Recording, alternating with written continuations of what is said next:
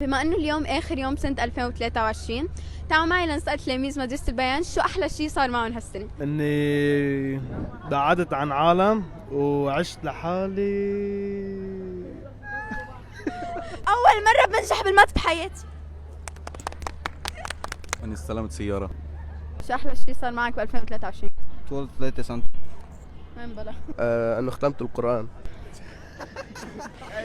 تعرفت على الصاحب. فتحت my own business. واشتغلت كمان كتير أمور تانية فاكتسبت كتير خبرات. صفا. جيت على لبنان. على لبنان؟ وين كنت؟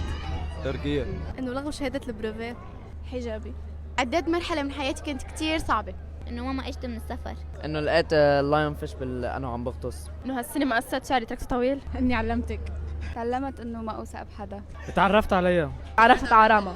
تعرفت على سيلين. ولا شيء. جبت سيديات بلاي ستيشن جديد. تعرفت على غنوة. تعرفت على عائشة. اني كبرت سنة. انه لبست ثياب الشهاده. تعرفت على بست فريند جديده وعليكي.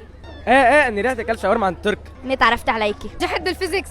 تعرفت على هذا مخبى الأول. أخذت بطولة لبنان بشو؟ بالكاراتيه الكيوكوشن. تعرفت على شلة السوق. السنة كلها للكامب. ولا شيء زباله.